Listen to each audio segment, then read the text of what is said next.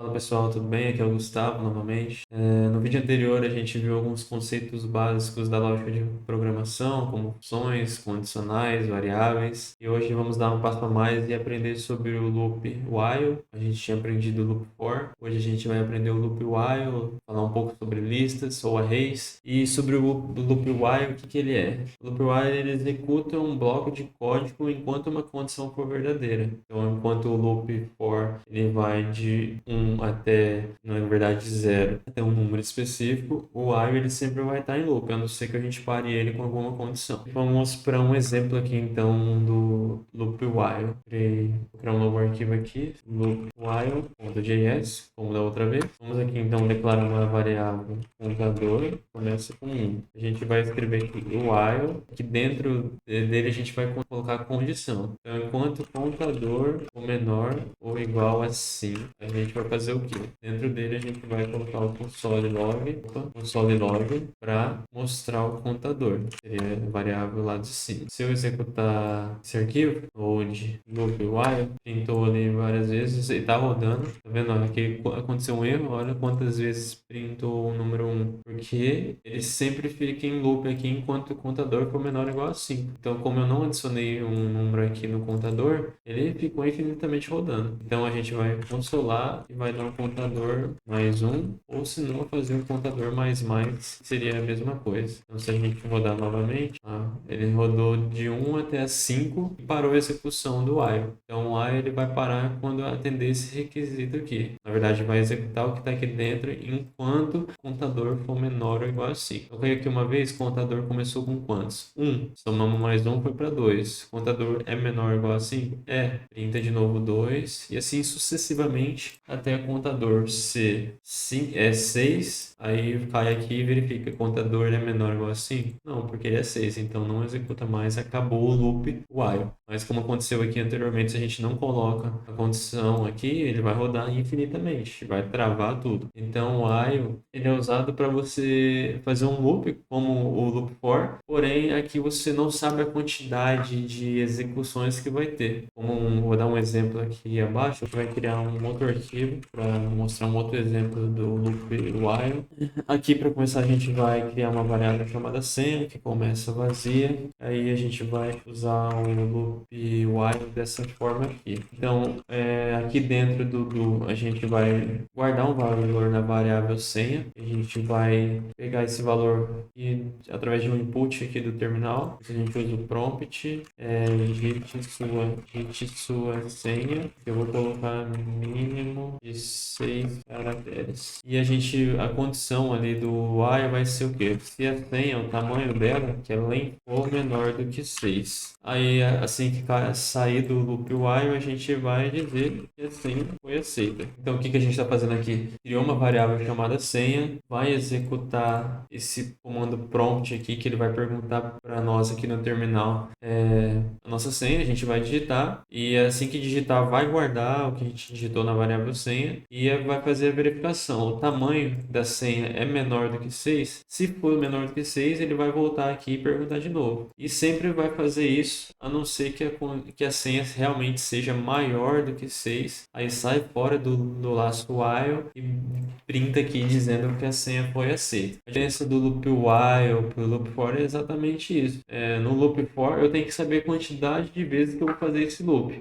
De 1 até 5, eu iria perguntar 5 vezes a senha? Eu não sei, pode ser que a pessoa digitou a senha com mais de 6 caracteres na primeira vez. Agora no while, eu não sei a quantidade de vezes que eu vou ter que fazer essa pergunta e fazer essa repetição. Então eu faço ele com essa condição. Eu fico perguntando até que a senha seja maior do que 6 caracteres. Para rodar esse programa aqui, esse prompt, a gente tem que fazer uma instalação de uma biblioteca, que é npm install prompt sync. A gente vai instalamos e precisamos colocar aqui em cima a importação desse comando prompt na biblioteca que a gente acabou de instalar. Então, se a gente rodar agora o arquivo, loop while underline test, vamos lá, já executou e está esperando a gente digitar aqui a senha. Se eu digitar 1, 2, 3, não atende esse requisito aqui para sair fora do while, então enquanto for menor que 6, ele vai continuar no loop. Tá aguardando de novo.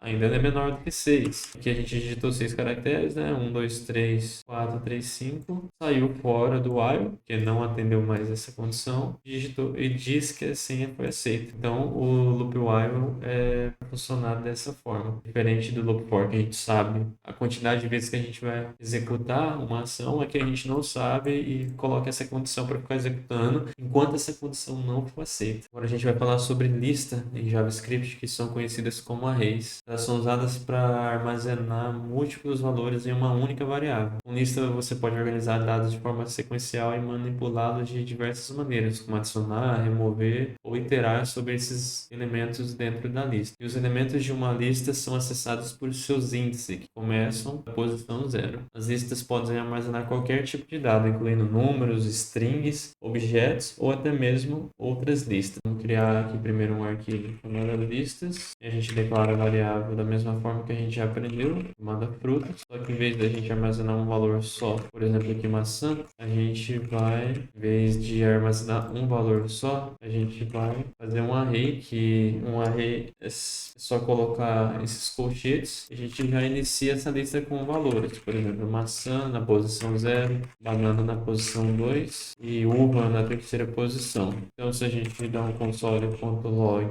em fruta, por exemplo, vamos executar esse arquivo, printou maçã. Agora, se a gente printar frutas, ele printou aqui o nosso array, a nossa lista. Agora, se eu quiser printar apenas o que está dentro dessa lista na posição 0, que seria maçã, a gente coloca frutas, colchete 0, se a gente executar novamente, printou só maçã. Agora eu quero uva, que está na segunda posição, porque começa do 0, né? 0, 1, 2. Na segunda posição, a uva. E a gente pode manipular os dados de uma lista também. Como, por exemplo, aqui na posição 1, tá a banana, eu não quero mais que tenha o valor banana, eu quero que tenha o valor manga. Então eu digito aqui frutas na posição 1, que é banana, vai receber o valor manga. Então agora se a gente printar novamente a posição 1 aqui, ao invés de ter banana, como a gente tinha de início, a gente reatribuiu o valor na posição 1 para manga. Então, ficou com o valor de manga ali na posição 1 do nosso array. Outra coisa que a gente pode fazer dentro de um array é adicionar um valor aqui dentro desse array. A gente já tem maçã, banana e uva. Depois aqui na posição 1, que é onde tem banana, virou manga. E a gente também pode adicionar uma nova fruta nesse nosso array, que seria frutas.push para adicionar alguma coisa dentro do nosso array e vamos colocar ali dentro melancia. Agora, se a gente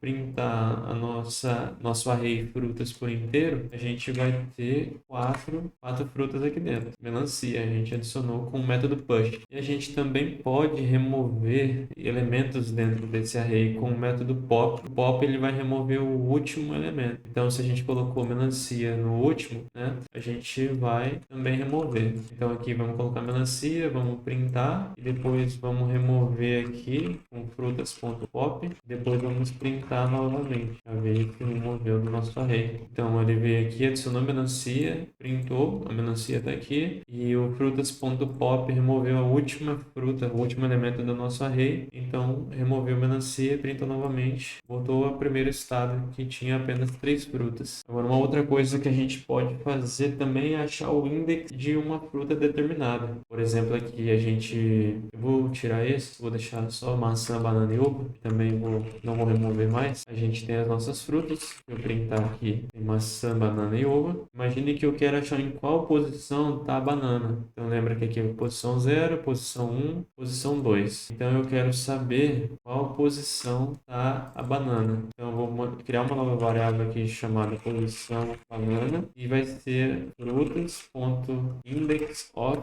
e o valor que a gente quer procurar o nosso index, seria banana. E aqui a gente vai printar a posição. A posição da banana no array e a gente coloca aqui mais a variável posição banana que a gente acabou de criar. Então se eu executar isso, aqui printou ó, as frutas, que é o nosso array, maçã, banana e uva, e a posição da banana é 1. Então lembra que começa no 0, então 0, 1. Então a gente consegue achar o index de um array procurando pela palavra com esse método indexOf.